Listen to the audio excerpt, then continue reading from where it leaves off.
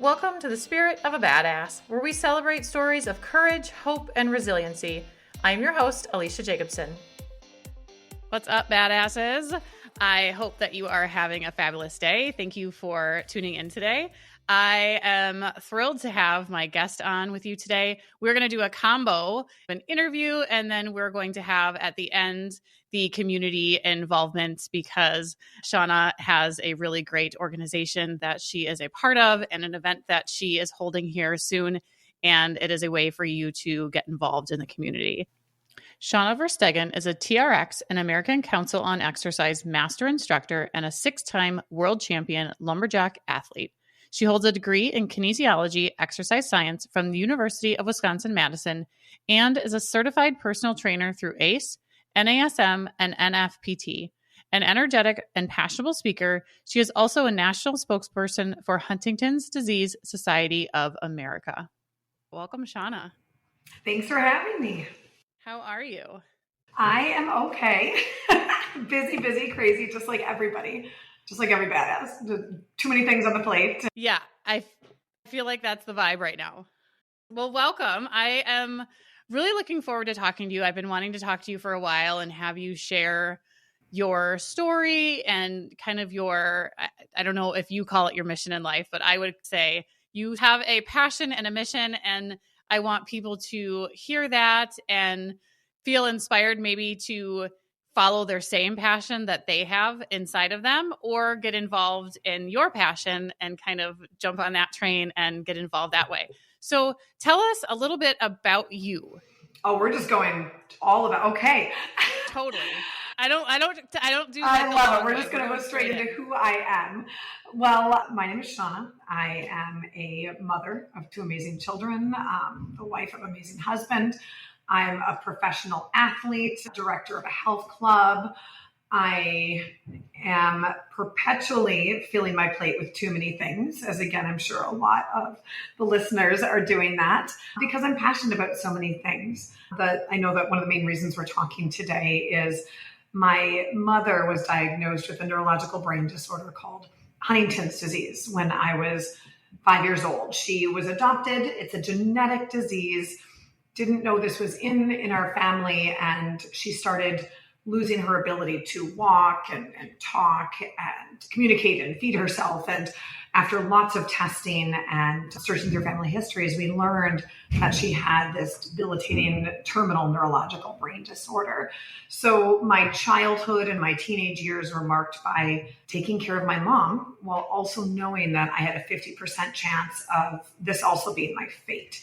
It's a dominant genetic brain disorder, meaning that every child of somebody with Huntington's has a 50% chance of also having that disease. So I lived my life absolutely to the fullest. And my parents made sure I packed all the fun things in so my life wasn't completely marked by feeding my mom and taking care of my mom at home. So I got involved in so many athletics, so many activities. And I also coped through volunteer work. At the age of 16, I got involved with the Huntington's Disease Society of America and went to the conferences, joined the state chapter board, formed support groups for young people, and so on. And that became my purpose. And I was able to loop that in with movement, which we can talk about a little bit later as well. But after my mom passed away in 2013 and I tested negative for the disease, this still remains my main passion because all of those people I became close with through those years of volunteer work, a lot of them are now suffering with Huntington's disease. So in honor of my mother, in honor of all those people, we continue to host events and to raise awareness, to fundraise, and to support the community of people that are currently struggling with Huntington's disease. Yeah, that's really remarkable that as a child, you said 16, you got involved in volunteering. A lot of us have things that shake us to our very core, and not everybody has that ability to, I'm going to rise up and do really fabulous things with that kind of hurt. What was that inside of you and how did you do that? See, I had a lot of guidance and support along the way, but you're 100% correct because none of us get through this life without tragedy, without hurt, without horrible things happening. And it's kind of how we pull through and resurface that I think really shapes who we are. And not saying everybody has the ability to do that depending on what's happened. However, I do think it's how we look at things and frame things and let it shape our lives. I was part of an online support group. Internet was very new back then when I was 16, but there were some people online dealing with Huntington's disease. And my dad was also very supportive of any idea I had. And most of the people in the online support group were older, but they were talking about these events they were going to, the national conference, support groups. And I wanted to be part of it because it helped me feel like I was doing something when I felt so incredibly helpless. I felt like I wasn't helping my mom. I felt like I wasn't doing as well in my sports. I felt like there was nothing I could do. And I found something. And then I realized there was an entire community of young people just like me who were living at risk for this disease, who were scared, who didn't know who to talk to, didn't know who to reach out to. And timing wise, especially with the beginning of the internet, it was a perfect time to jump in there and begin helping. And selfishly, it felt really good. Like every event I did, every dollar I raised, every support group I formed, I felt so good about myself, and it just, it fuels you. Yeah, it absolutely does. You said that you connected that to movement, and I know you. I met you a long time ago in the gym world, and I was at a part of the gym that you are the director of. Tell us how you have connected it through movement and kind of that part of your life. Yeah, well, it goes back to support from family again. When my parents learned of this disease, they learned what my childhood would be like. They realized that I needed an outlet. I needed a place where I could be a kid, where I could be me, where I could not worry about all the things that were happening at home. And they enrolled me in a bunch of sports. I remember sitting down with my parents and looking through the YMCA handbook and picking like gymnastics and swimming and ballet and all these different sports. So every day after school, I had upwards of 3 to 4 hours of sports. And I was terrible at all of them, but I didn't care. It was my time. I didn't think about home. I had friends. I laughed. Nobody teased me. And I was able to see myself get better at something. Even if I wasn't the best, I was still getting better at gymnastics, getting better at log rolling, lumberjack sports, and having a good time. And my dad and I were having a talk. I don't think they still do it, but they used to do a take your daughter to work day. And my dad was a professor on campus at UW. And he's like, what do you want to do? And he mentioned to me, he's like, well, you like sports. You know, there's a job where you can help other people exercise. And these are the earlier days of personal training. I thought he was kidding. So he walked me over to, not there anymore, but the natatorium on the UW campus and introduced me to some kinesiology professors. And at that really, really young age, I was like, this is what I want to do. I can make a job out of helping people enjoy activity. And it grew and blossomed from there, where it just fueled each other. The fitness and activity helped me mentally and helped me deal with everything that was going on at home. Helping other people with activity made me feel better because I knew I was making a difference in their life. And it just kept going. And now that's my career. I direct a health club. I do personal training. I write. I certify trainers. And it's so much fun to be able to do that and to be able to make that difference. Yeah. And when you say you have a lot on your plate, can you share what is on your plate just as far as your work? Because as a person I was in that arena for 10 years, you are like on top of the mountain and like pulling us all up. You are such an inspiration, and the education that you provide and all of the different areas that you're involved in is really inspirational. So share with everyone, because sometimes I think there's some perspective too of, well, I actually heard one time somebody said that we all have different size plates, and it sounds like you have a dinner plate, or maybe like a platter, like a 3-tiered platter, and you have everything on it. And some people have, which is fine, the like little small like saucer plates, and that's what you can kind of hold. But I think it can help with some perspective sometimes of like all the things that people are doing. So what is all on your plate as far as career? It's so funny you say all this, because my big resolution for 2025 is to try to do less and to try to, because my plate's overflowing, it's falling off the table on the floor and things are getting dropped and food's getting all over my face. It's just a mess.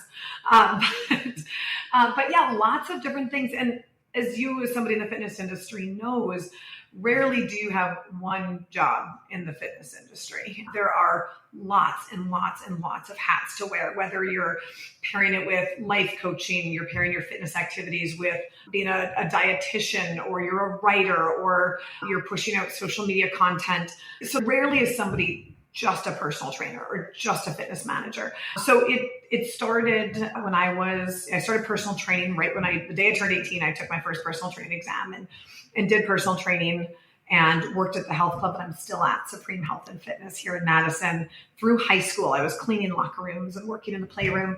Once I got my personal training certification, I started training people as I went to UW for kinesiology.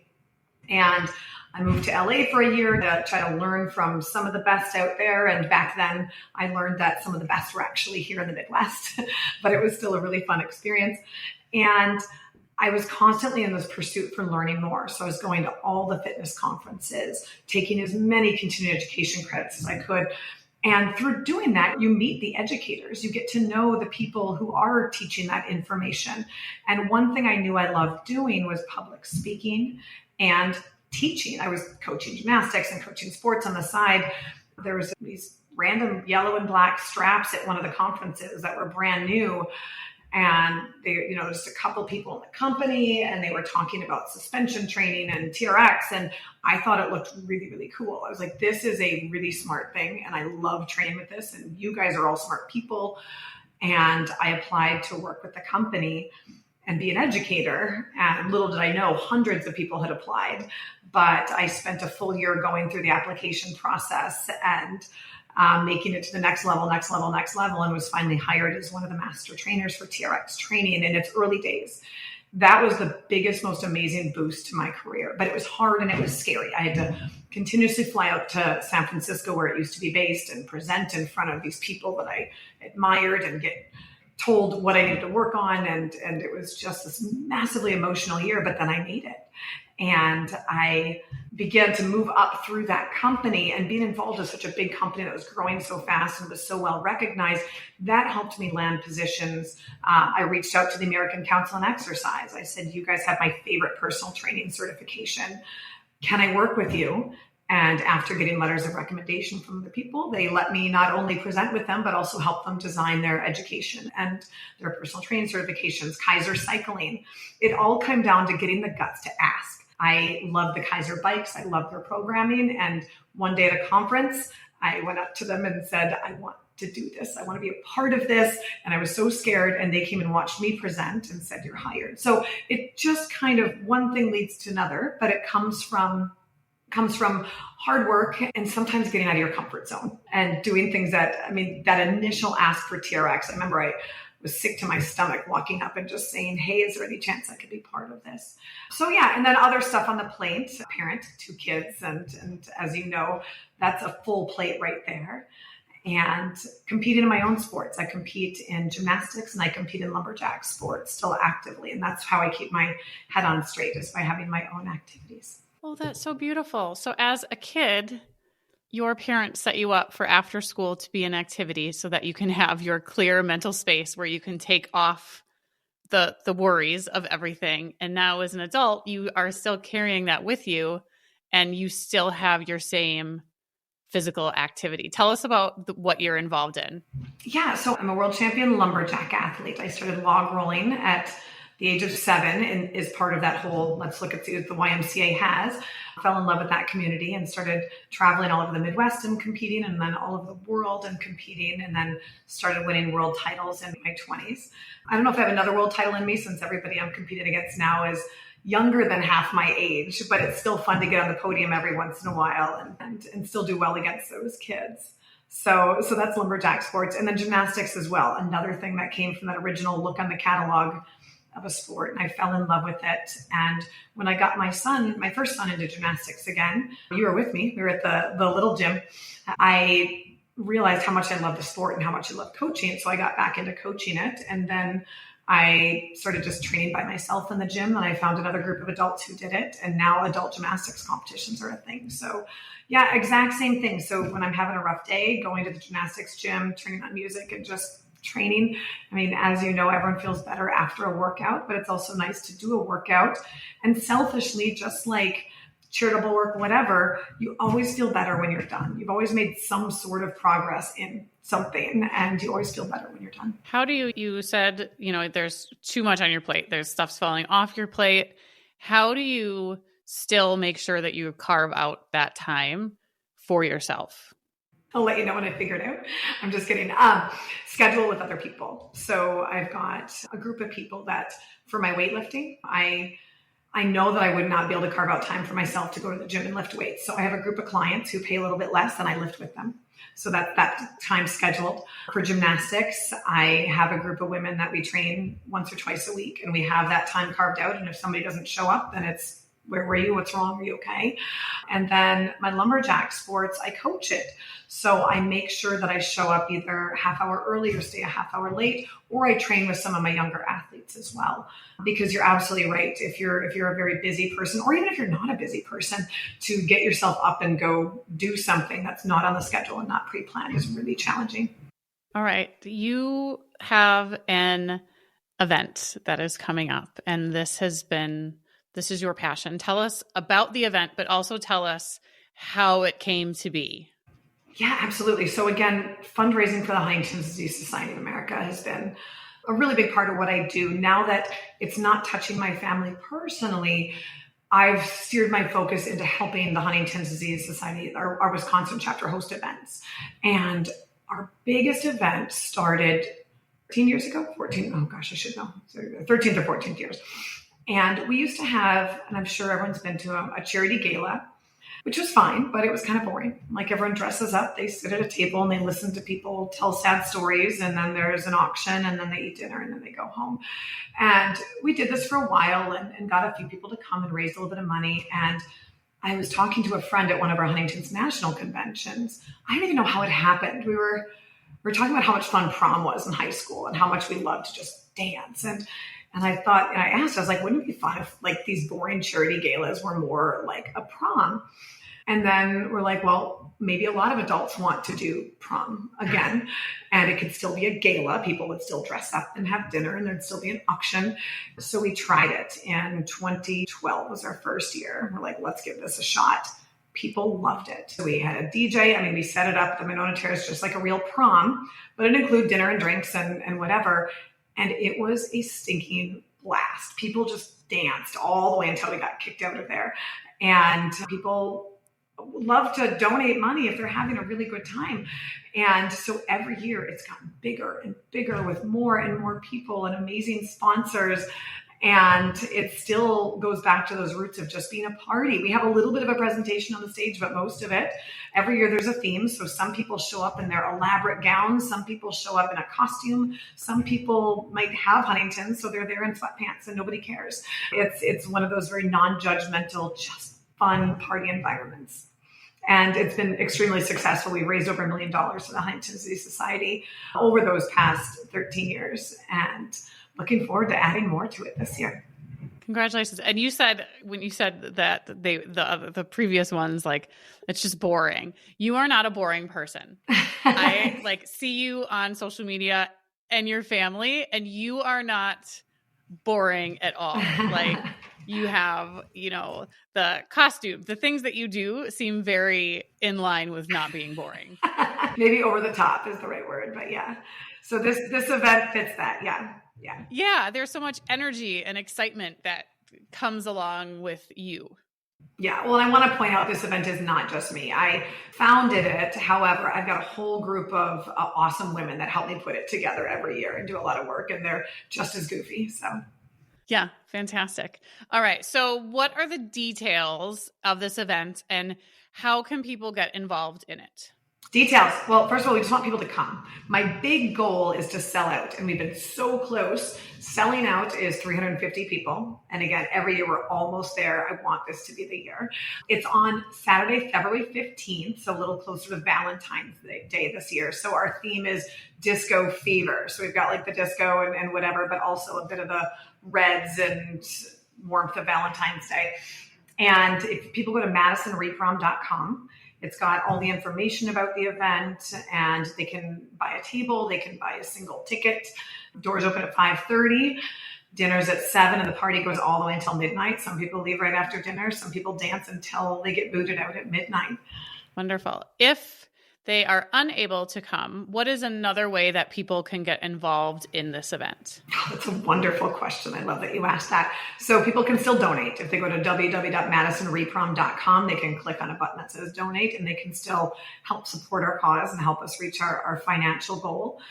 We always are looking for auction items. So if people have a business that they want to support, even just a small little basket or something like that, we're always happy. We have one of the coolest silent auctions, I think, in Madison. We've got some really unique things. And people can help spread the word. So if they want to hang a flyer or spread the word via social media, one thing I have heard hundreds of, maybe even thousands of times, everybody who goes to Reprom for the first time, they come up to me and say, how have I not known about this? Or why have I never been to this before? Is just what everybody says. So can spread the word that it's a really fun night. And I think a lot of us are looking for a night like that right now. I think a little, like you said, the kind of distraction from your brain and your mind and get it off things and maybe have some fun and laughter would be absolutely perfect. Yeah. And it's an evening full of hope. I mean, there are people there with Huntington's disease, but as with so much research, there's so much positive hope on the horizon and so many amazing things. And that's why we're doing these events to help fund the researchers. A lot of it's actually happening right here at the University of Wisconsin-Madison. So we have a lot of the researchers in the neurology department at our events. So even though it's a sad, horrible, awful disease, the overall feeling of the evening is hopeful and happy and fun. Yeah, that's fantastic. Wonderful. Is there anything else that you would like the listeners to either know about you, your story, or this organization that you're a part of or the event? Gosh, I think we covered just about all of it. Again, I appreciate you, and I appreciate how tight the fitness industry is, especially in our Madison area, and how supportive everybody is of each other, and how movement really does help people cope and move forward. And it doesn't have to be gymnastics or log rolling. It can be dance or whatever type of movement they enjoy. But it's really, and I know this is what you help people do, but it's finding what they love and what brings them joy and what makes them want to keep coming back to movement and to feeling better about themselves. And again, I think now more than ever, everybody needs to come back to that and find it. Yes. Oh, I absolutely agree. There's so much stress, anxiety, relief that comes with any type of movement. I have a lot of people right now getting into kind of dancing, or just, I was talking to a woman yesterday and she's like, yeah, I do the thing that we talked about where in between patients, I just like do some jumping jacks or like some shaking and just kind of shake off any negative energy that I have. And it really, whatever you can get into for movement is so helpful for your mental health, especially now. Yes, especially now. All right. Well, thank you so much. And all of the links will be in the show notes. So if this is something that you feel called to, or you would just like to share about it or get involved in some way, we'll have all of those links ready for you in the show notes. All right. Thank you so much. Awesome. I appreciate you so much. Thank you for having me. Have a wonderful rest of your day. You too. Bye-bye. If you are loving this podcast, I would be so grateful for your vote in the Best of Madison 2025. The first round of voting is from February 1st to the 28th. And you can vote one time each day. To vote, all you need to do is follow the link in the show notes, and you will find the arts and entertainment category, and then best local podcast. Just write in Spirit of a Badass. Thank you so much for your continued support and allowing this podcast to reach more people. Spirit of a Badass is a Lit Path Studios podcast and is produced by Jamie Gale and Alecia Jacobson. Music by Shane Ivers. We'll be back with another inspiring interview. Until then, keep your spirits high and your energy badass.